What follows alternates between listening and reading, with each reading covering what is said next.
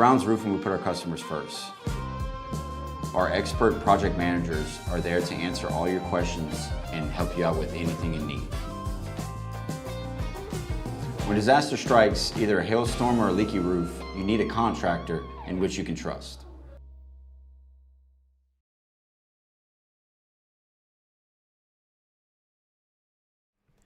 Hello folks, welcome in and good evening. Thanks for joining the Digital Weather Desk powered by Century Next Bank. I'm Jared Floyd.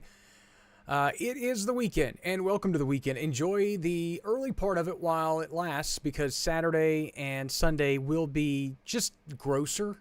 There will be opportunities to do some stuff outside, especially early in the day tomorrow and then probably during the day on Sunday. But it will be cloudy, it will be breezy, and all things that you kind of need to plan for as we go through the weekend. Today's forecast made possible by ServPro, Monroe, West Monroe, faster to any size disaster. Call or click servpro.com for more. 318-345-5121. Also, special shout out to our newest local business partner that has joined on to the Digital Weather Desk powered by Century Next Bank. It is Moving Mountains Counseling. We are very happy to have them on board. All right, I-20 moving a heck of a lot better than it was at this point yesterday. And a look at temperatures. Before we get to temperatures, look at the infrared satellite. We've had some daytime cumulus clouds across the southern parishes. Now the high clouds are kind of starting to sneak back in, and we expect the clouds to be on the increase as we head through the remainder of the weekend. Your radar, made possible by Brown's Roofing, shows these showers starting to stir across portions of the Ozarks, where the heftiest totals will really set up in terms of rainfall as we head through the weekend. There will be some pretty heavy rain totals, but most of those should stay focused out of our area. We will see rain, and we should see good bit of it, 1/2 inch to 2 inches of rain, just depending on location. Some storm-driven rain totals will obviously be higher, and some spots will probably fall a little shorter than they would like to see as we go through the next few days. And on that note, here's a look at temperatures, but actually I want to throw the drought monitor in because we did not show it yesterday, so I will throw that into the graphic sequence as you take a look at those temperatures, which are generally in the 70s at this hour. And as we set the stage for the next couple of days, we're gonna continue. There's the drought monitor. We'll get to that. Spoiler alert. 60s along the Mississippi Valley, 70s, mid-70s farther southward. Some areas even flirted with the 80-degree mark today, and I think we'll see the 80-degree mark next week. Dew points are in the 30s, 40s, and 50s. Most of us are in the 40s and 50s. Monticello's running abnormally dry, and that may be an error because most of us are pretty consistently in the 40s and 50s. But we're going to need a little bit more moisture than that to really fuel any thunderstorm activity. I would expect most of us to see dew points close to 60 through much of the day tomorrow. And again, that's enough to at least fuel some shower and storm potential. Latest drought monitor was updated yesterday, and you can see severe drought conditions now expanding across a good chunk of the region. The I-20 corridor is faring okay. Parts of the Mississippi Valley are okay. Other parts of the Mississippi Valley are now in extreme drought conditions across portions of LaSalle, Catahoula, Concordia parishes into Adams County, Mississippi, the Natchez, Faraday, Vidalia areas, all running a little bit drier than everybody else. So any rain is good rain at this point. And I do have good news for the severe drought condition folks in southern Arkansas. You folks probably have the best chance of seeing the highest rain totals. In the southern counties and parishes, you're going to see rain, but the totals may be a smidge more lackluster. Winds are out of the east and southeast, will become more southerly as we head through the overnight hours, setting the stage for the storm system as it moves through the area tomorrow. And those winds could be quite gusty through the day tomorrow and through the day on Sunday. Generally expecting 20 to 25 mile an hour wind gusts, but some gusts up to 30 are not out of the question. And I would expect something similar again on Sunday. Note I didn't freeze it when we were seeing the storms move through because I don't want you to get really caught up on a computer model trying to forecast thunderstorm wind gusts because sometimes they can throw out some crazy numbers. But you can still see the pressure gradient winds. As I mentioned, big storm systems like this are breezy. They just generate a lot of wind before, during, after. So I would expect at least some 20 to 25 mile an hour wind gusts through the day on Sunday. Cloudy, drizzly, not necessarily the most ideal outdoor weekend. Those gusts could continue to be, breezy at times through the remainder of the daytime hours on Sunday. Why do I draw attention to this? Again, post-ice storm, these types of wind gusts could still knock tree limbs down and cause some sporadic outages here or there. They will be more problematic than they normally would be, if that makes sense. Check a futurecast made possible by Bayou Power Sports, I-20 Frontage Road in Monroe. Go to their Facebook page. They have a new, mint green motorcycle. It was really cool.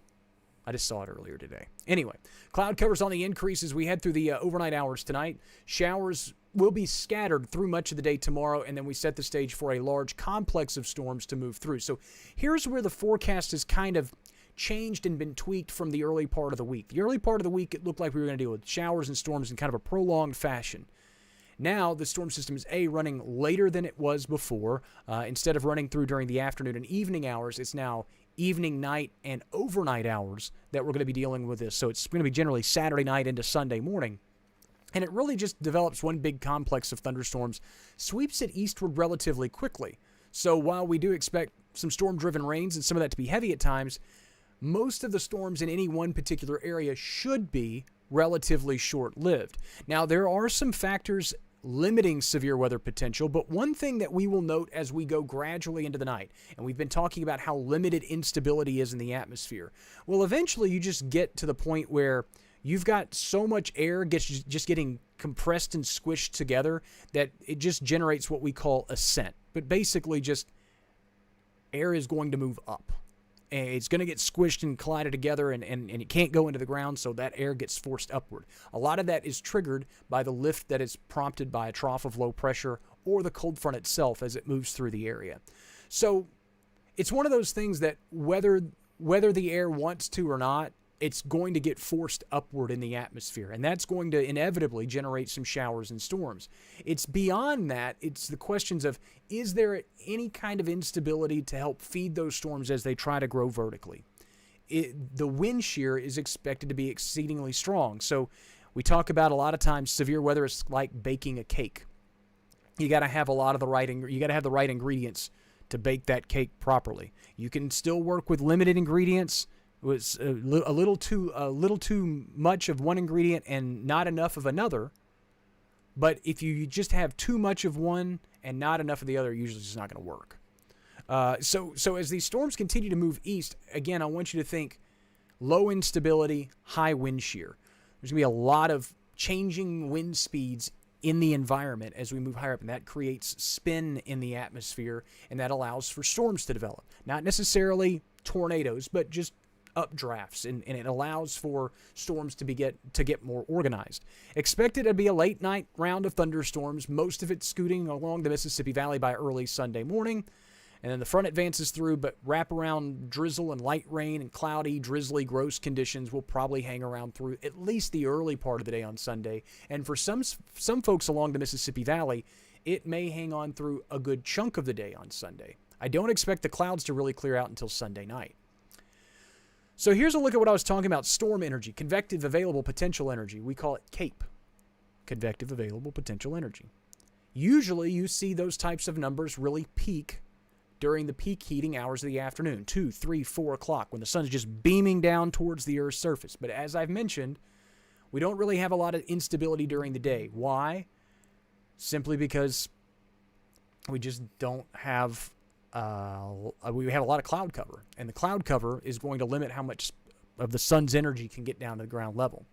Now, eventually, we start inevitably just kind of we just kind of force instability into the region.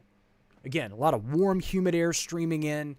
Eventually, we're going to pull up at least something to work with instability-wise. It will be very, very low end. If you look at the color table on the top part on the banner there, we're talking on the low end threshold of any kind of storm energy to work with. But our atmosphere, especially if it has a lot of wind shear, which it will have, can sometimes do some weird stuff with a high shear, low instability environment. We can also do some weird stuff with a low shear, high instability environment. Again, ingredients don't necessarily have to be perfect, but you need at least a little bit of one or the other. God, does my hair really look like that? Whatever. Like alfalfa going on here. And then you can see that whatever limited storm energy we have just advances off to the east pretty quickly late Saturday night. So here's, again, what we were talking about, wind shear. This is called storm relative helicity. I denote it here as rotation potential, and I don't want folks to get that term twisted. Rotation potential just means storms could build updrafts. Updrafts don't necessarily imply tornadoes. It just means a storm that can become organized and have a rooted updraft that could create damaging wind gusts. They can create tornadoes. They can create hail. But it's just kind of a sign of a thunderstorm that is circulating air through it, and it's kind of a mature thunderstorm, if you will. So there's a lot of wind shear in place. Wind shear, the change of wind speed or direction as you move higher in altitude. Sometimes we have directional shear, which is when the winds change in direction. Sometimes we have speed shear, which is where the winds change in speed and it kind of creates a rolling motion in the atmosphere. Sometimes we have both. So as we go through the daytime hours tomorrow, the wind shear values increase as low-level winds increase, as the mid-level disturbance starts to move into the region. All of this stuff works together to create wind shear in our atmosphere. That kind of peaks late Friday or late Saturday night as the front itself advances through. And we'll still have some wind shear values even into the daytime hours on Sunday. Why? Because, again, this is a very dynamic windy system. Now, the downside, the kicker with that is, yeah, you have some wind shear in the atmosphere at this point, but it's all unidirectional out of the northwest, and you have literally no ingredients in terms of severe weather to work with. Sometimes, every now and then, you'll get some wraparound thunderstorms right at the base of an area of low pressure. Those sometimes can produce some hail. I don't expect that to be a problem on Sunday. And if we do see those types of thunderstorms develop, they would be in Mississippi. Outside of our coverage area in Mississippi, central, eastern Mississippi. So here's a look at the severe weather threat from the Storm Prediction Center, the convective outlook, if you will. These alerts are always made possible by Allegiance Health Network. Marginal risk level 1 out of 5 severe weather categories for far southern Arkansas and northern Louisiana. And then as you move for areas along and south of I-20, there is a slight risk level 2 out of 5 categories. This threat is highlighted specifically in our area for damaging wind potential. Does that mean that a tornado is impossible? No. The tornado threat is low, but it is not zero. And if you've worked and been around lines of thunderstorms as they sweep through the ArkLaMiss and they have the potential for producing damaging wind gusts, the damaging wind potential and the tornado threat typically often go kind of hand in hand. Even if there is not much of a tornado threat, there is usually at least a non-zero threat. And that will be the case again tomorrow, especially for our southern parishes and counties. Those folks will have the best ingredients that could support a surface-based storm that could produce a tornado. In terms of rain totals, these have continued to ebb and flow. This is an official forecast from the Weather Prediction Center. And again, has most of it's generally in the 3/4 of an inch to 1.25 inches range, which is about 1/4 to 1/2 inch less than what's been really advertised through much of the week. Really, reason being, these storms look to be fairly fast moving as they move through the region. So just in and out in a short period of time. Still will dump some pretty heavy rain, but in a short period of time. So the excessive rain outlook has also been trimmed back to the northwest, really focused over the I-30 corridor where they expect to see the heftiest, most consistent rain totals. In our area, it's a slight risk level 2 for portions of southern Arkansas, where again, some of the earlier thunderstorms may be a little bit slower moving, and then a marginal risk level 1 out of 4 categories in the rain outlook. And that's for portions of north central Louisiana and far southeastern Arkansas and far western Mississippi, just generally Washington County. Again, storms are expected to kind of accelerate with time as we go into the night, and that should limit most of the heavy rain threat. Increasing clouds tonight as lows fall into the upper end of the 50s. Winds will stay light out of the east-southeast. Rain chances overnight should stay close to 0. And look at your Valentine's Day. Mid-70s for highs. Scattered showers will be a possibility through the day, most of it afternoon. But the rain chances during the daytime hours are down to 50%. And I know that as folks look at this 7-day forecast, which is made possible by 3B Hardware, they're going to go, what the heck with the rain chances, right? They're down to 50% Saturday, Sunday. If you go to the app or if you go to digitalweatherdesk.com and you look at the nighttime rain chances, they're up to 100% for the entire area. We're going to see rain. We're going to see thunderstorms. But most of it's focused during that late night, early morning time frame. So they don't necessarily fall as Saturday rain chances, and they really don't fall as Sunday rain chances. They're the nighttime rain chances in between. So it is kind of misleading if you just take the 7-day forecast at face value. So that's why I'm telling you, don't take the 7-day forecast at face value. Louisiana Cooker, thank you so much for joining us. Eddie, Karen, Donna, Karen, Rebecca, Sherry, Amanda, thank you so much for joining in. As you take a look at temperatures next week, Amanda asked about temps. There they are. Near 80, middle parts of next week. And I said this in the morning and in the midday stream. Usually you look at 80 in mid-February and you go, where's the cold front? Where's the severe weather threat? Where's the big storm system? I don't have one next week. Highs near 80, lows near 60 to round out late next week, which coincidentally would put us right around February 20th.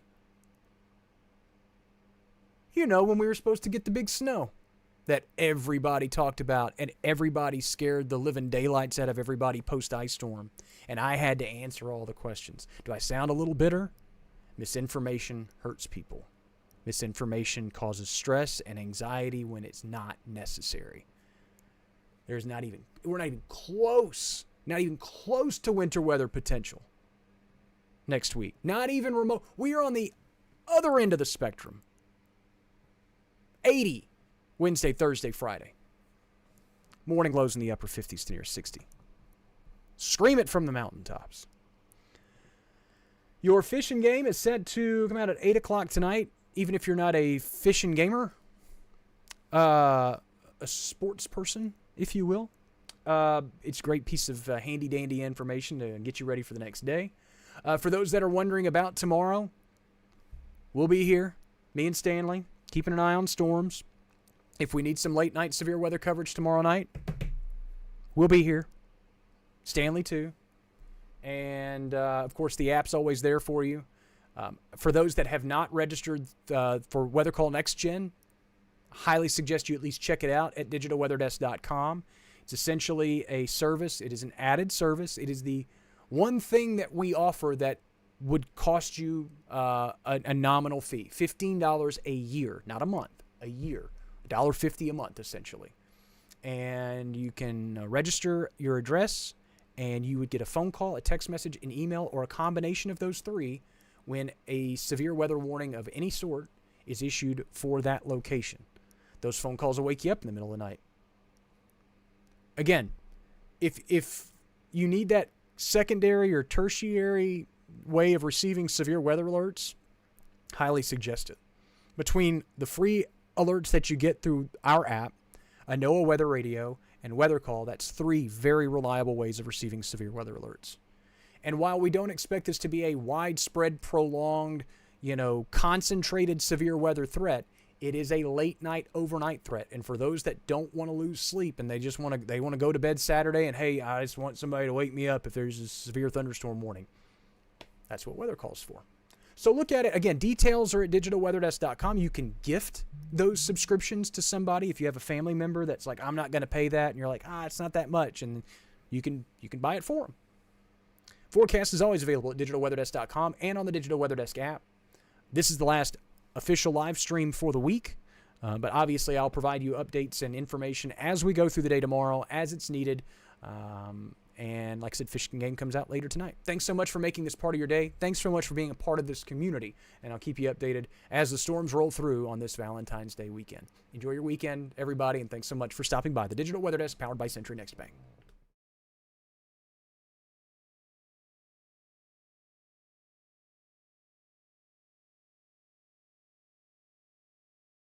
The next great resource for local weather is now available. DigitalWeatherDesk.com is your source for up-to-the-minute local weather. Add DigitalWeatherDesk.com to your favorites, download our app, and follow me on social media. The Digital Weather Desk, powered by Century Next Bank.